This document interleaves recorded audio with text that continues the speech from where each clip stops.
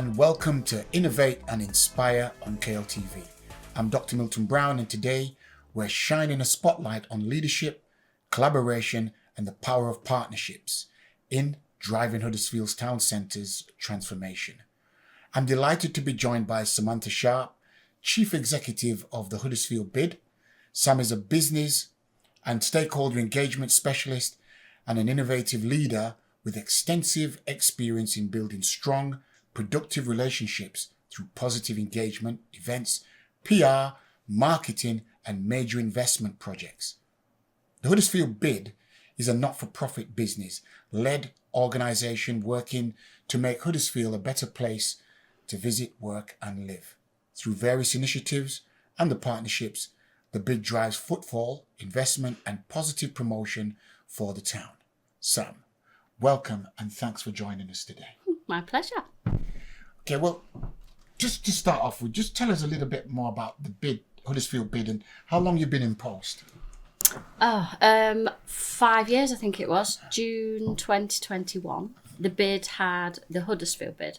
That had been since, I think it was 1st of October 2019. We were in our first term. I took over from my predecessor, Matthew. Okay. And how's it going up to press? It's going well. I'm still here. We're well into our second term, which each BID has a 5-year term.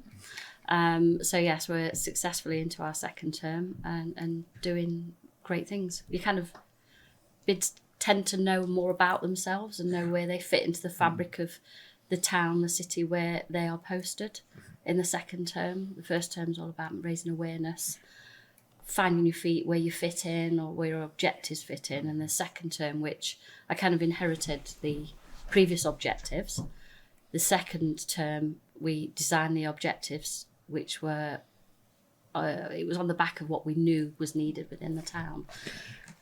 So yeah, it's been good. You're still enjoying it? You know, people think that it's kind of quite, I'm lying or, I'm just saying it, but I do love my job. I do. I love my team. I love my job. It's so varied. Very few BID CEO manager roles come up because it's quite a unique role because no 2 days are the same.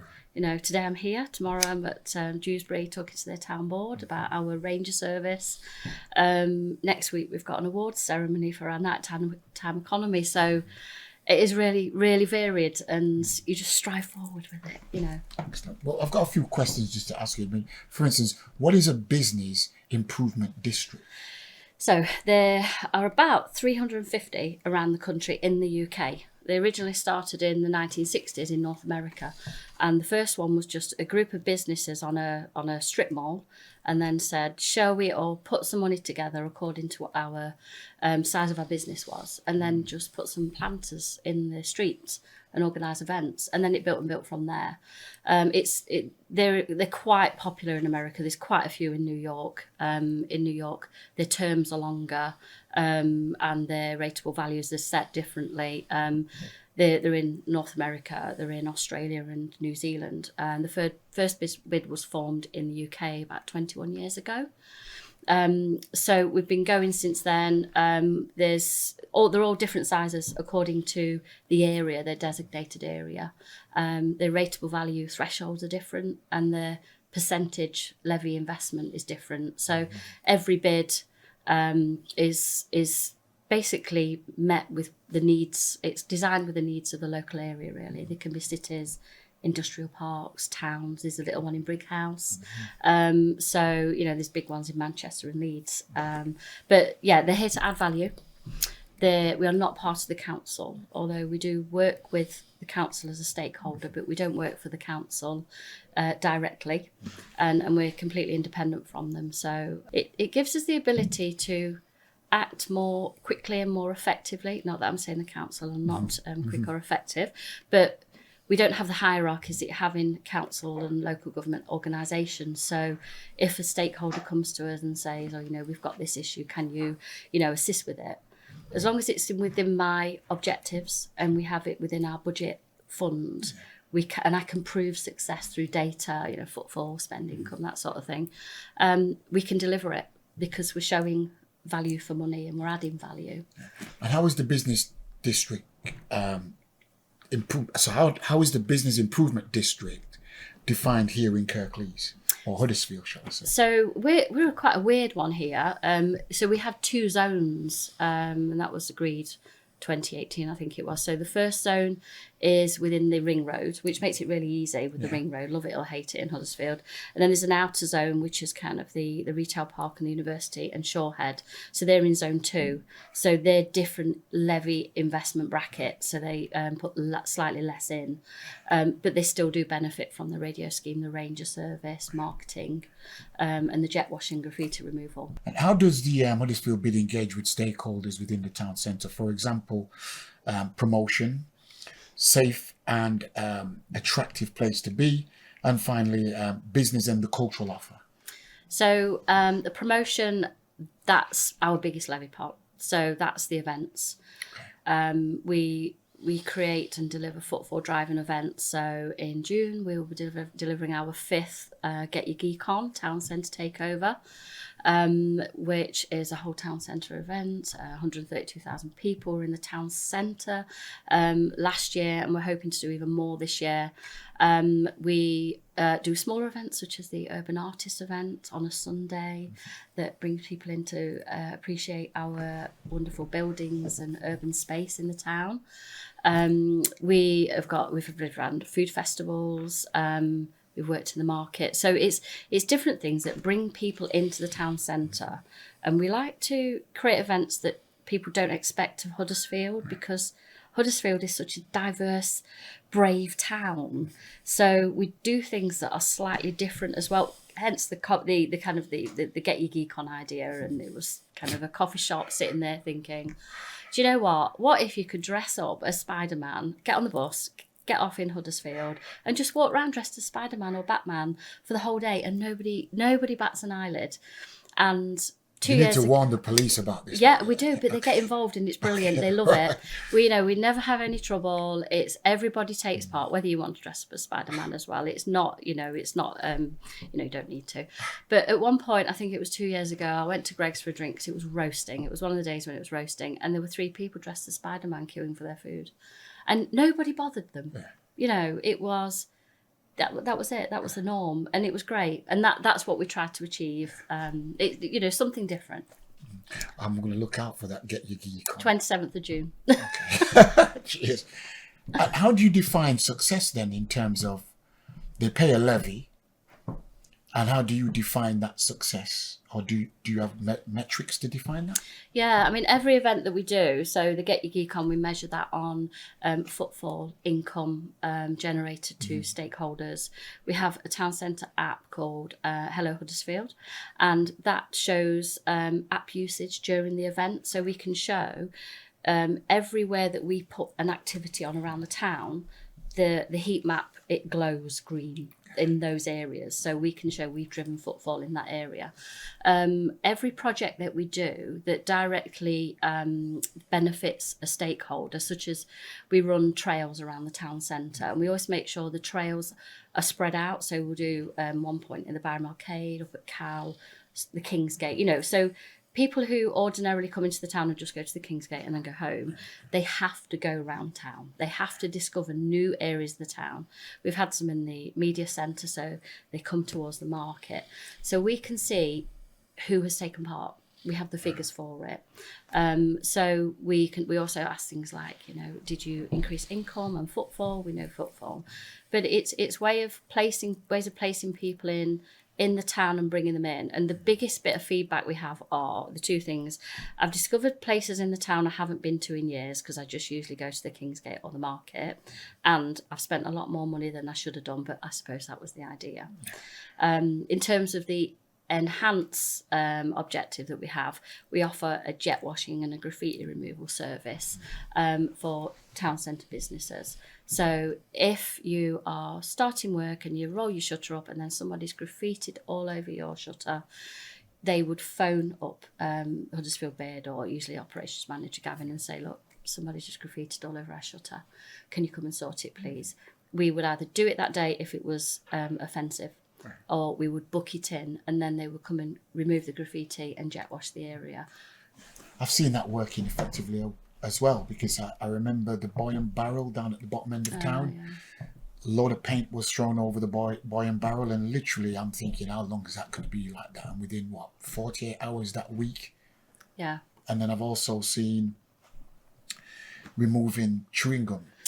Yeah. I mean, I never realised how bad that was. It's horrendous. It's shocking, isn't it? Right? You don't walk looking down, do you?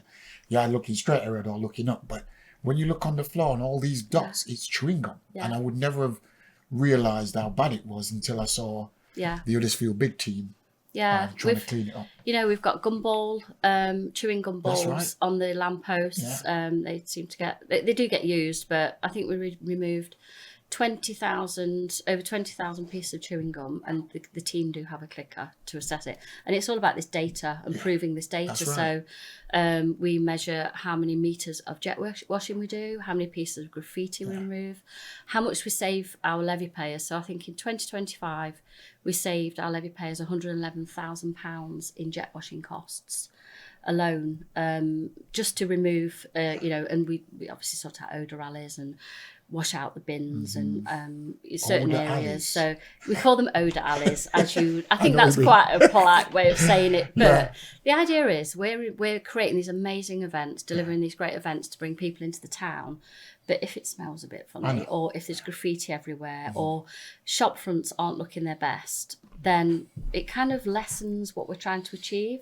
So if we try to make the town as appealing and as dressed nicely as possible, then when we have these events, we've already set the tone. Yeah. And that's the idea of what we're trying to achieve. Wonderful. So we have Kirklees Council, Huddersfield BID, and Huddersfield Unlimited. You can imagine folks on the street, which one's which, and how do you all work together? Or do you work together? Well, Huddersfield Unlimited are a private organisation that are funded by private businesses. They're not part of government legislation. And we obviously great respect for the team and Charles, because he always attends our events, which is very good of him. We share their events and their conferences, and they tend to promote the larger infrastructure projects that are being delivered by the university, Kirklees Council, and they obviously do share our events. Huddersfield BID, we're part of the government legislation, and our investment comes from businesses within the town, and our delivery focus is different. It's probably more visible, really. And then obviously the Kirklees Council, I always say that they're for the welfare, potholes, getting the big infrastructure projects together and the day-to-day, and then Huddersfield BID are there to just add value and connect together. Is there any challenges within the partnership and any successes? I'm really lucky as a BID Business Improvement District CEO, because other BIDs, some other BIDs, they don't have an amazing relationship with organisations such as their local council or relevant organisations such as Huddersfield Limited or whatever's relevant in their districts. But we do work well with the council. There's like the mutual respect. We have been asked to partnership and collaborate on a number of projects. So the most recent one was the market. I'm not allowed to call it the open market anymore, are we? Because we don't have any other markets. But a couple of years ago, because it is being redeveloped and it's going to be used as a space, not only as a market, but something moving forward and modern. We were asked to deliver some nighttime events in there that bring a different element. So some night markets. We had a Pride evening. We had some 2 Oktoberfest events that were very popular. So that's one collaboration. And then we also took over the wooden planters around the town centre, and the New Street planting as well. I'm a realist. I know that council budgets are not endless, and every council is strapped for cash. So our rangers just add it to their day to pick and de-weed the planters. And then twice a year we have our whole team, we call it Week of Action. So we replant, we put all our spring planting in, all our winter planting in March and November. And that's what we do. That's the collaboration. But there's lots of little projects that it just links together. Yeah.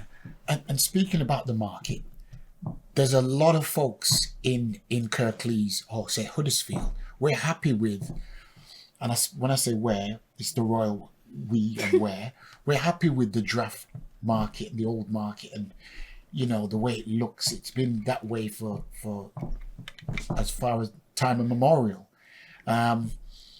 What's the response about changing it? Do you get involved with that survey, and do you have to advise anybody or anyone in that process? So we are about to, because we want to deliver more events next year, when the market has been developed, or in the next 18 months. So we are going to ask people what sort of events you would like to see us deliver there. So the market question is a tricky one, but I would say that most recently I worked with the university on a project where I asked them to deliver a brief, students, on what they would see as projects that would make them want to use the market. So these are all 18, 19, 20-year-olds, because they don't generally, that demographic doesn't use the market. The demographic that is using the market now, and most markets, are getting older, aren't they? Marks and Spencer's had this problem. So I asked them, and there were six groups of students. These people, they're the future.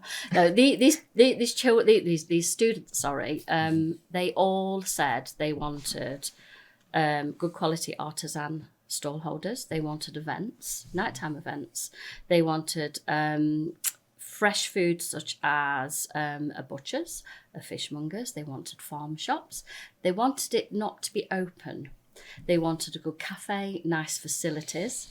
They basically listed all of the things that have been suggested in the new plans. Now, this doesn't come from me. I sat there thinking, yeah, I'm sold. Because I live close to, I know people mention it, but Barnsley. And I do get so frustrated, but it works, and it has carried on working. And the stress of having to move temporarily, and they had the issues there. The stall holders weren't pleased. We moved into this giant shed, but as a customer of that space, I'm more willing to go there, and so are my children, who you mention them, go, I want to go to the market. They just want to shop online, don't they? But then I'll say, well, do you want to go to the market because they've got a fresh food, they've got some street food, they've got a bar upstairs, and they've got an event on. Yeah, straight away, because they're the people we're aiming at. No offense to anybody my age, but we have to think 10, 20, 30 years time. Otherwise, there isn't going to be any footfall there. We're forming these habits now by making that market in those areas appealing.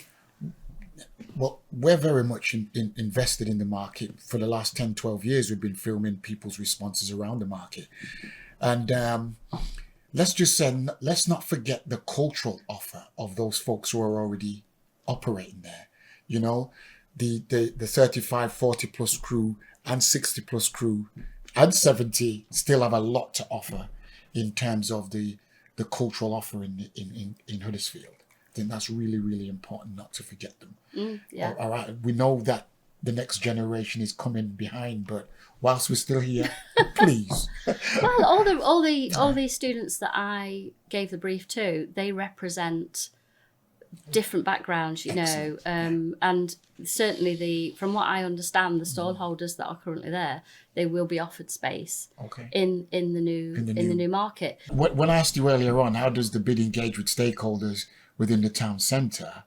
I'm more looking at the business and the cultural offer around the market. How are you navigating that with your, Huddersfield Unlimited and Kirklees Council? Particularly the market, not necessarily Huddersfield Unlimited, it would be Kirklees Council. So going forward, I will be speaking on behalf of positive moves towards the market, for what it benefits businesses as well, and benefits in terms of footfall, and for what it can offer for embryotic, business holders and people that are in the early stages of their business journey. And that's why I like working in the university, because some of the things that, come out of there and then stay in, and their ideas, I've set quite a few briefs with them, and every single time it's been exhilarating, because there's people from different countries that come here and they discover something new about Huddersfield whenever they have those briefs. And the market was one of the ones that inspired them the most. Excellent. And I guess the market one will inspire them the most because, you know, take the Caribbean, you know, where my folks are from, Jamaica and Trinidad and Grenada. It's markets, it's fresh produce. People go to the market. Yeah, and that's what they're aiming for. Yeah. They're dialing it back, and they have been promised a fishmonger. You know, we haven't got a fishmonger in the town, a butcher. We missed all of that out when Agreed. the you know, Queensgate went somewhere that, yes, you know, I'm not dispelling different offer in the town, but if you go and you want to get a certain cut of meat, you only have standard selection, don't you, at the larger supermarkets? But to be able to go and look at the food and touch the food and just experience it, that's what they're trying to create still, which is what we appreciated. Yeah. And I love the atmosphere and the smells. I do, yeah. All of those things there, the characters you find in the market. Yeah. So long as whatever they're doing down there doesn't take away that. No, they're not planning to. They're just they're trying to just add to it, really. Yeah. And finally, looking ahead, what can we expect from the Huddersfield BID? So we're hoping to deliver another, this year initially, more events. And I feel awful because I keep saying to my team, you know, we're going to stick to our 60 projects. And the last week I've already added 2. So more networking events, because we are a business improvement district. So we've just joined forces with the Yorkshire Mafia. I don't know if you heard of them, but before COVID, they were quite active within the West Yorkshire region. I remember Yorkshire Mafia. Yeah, so we are... Leeds based? Yes, yeah, but they kind of had networking events all over, really, but one of them was a Huddersfield Huddle. So we're relaunching that again with their collaboration and support. Another food festival, street food festival on the St. Peter's Gardens, because I know the Cultural Heart is opening, which is amazing. But there are other spaces within the town that will also need footfall as well. So we are going to concentrate on that, especially when the market, you know, does close for a little while. Directing footfall this way as well, just to say, keep waiting, the market will be open soon. And then strategic things. Ideally, I want to form a town centre board of sorts, keep stakeholders in the town, and I'm hoping you'll agree to be part of it. So we will sit and we will meet with local organisations such as the council, and just address some sort of issues to provide a voice for our stakeholders that we represent. And this isn't where we sit there and hold them to task, but it's have you thought of this, or how can we all promote the town with one voice? Because the council are, you are, we are, Huddersfield Unlimited are. It's joining together really as having a brand Huddersfield, and it's leading the way on that, really. Agreed. And it's really refreshing to hear. I mean, like Kingsgate, you know, temporarily killed the top end of town. It's recovering slowly, and it's really refreshing to hear you considering when the Cultural Heart is finally up and running, how we drive footfall over to this side of town and various others. Yeah. I just want to say thank you so much for your time. You've certainly educated me a bit more about what's going on behind the scenes. You see things happening and you're not quite sure why that's happening. I can kind of get it now. And I hope you'll come back and join us. Definitely. Thank you. Keep coming back and letting us know what's happening in the town. Thank you so much. Thank you. And to our viewers, thank you for watching Innovate and Inspire on KLTV. Join us next time as we continue to spotlight the people and partnerships making a real difference across our region. Bye for now.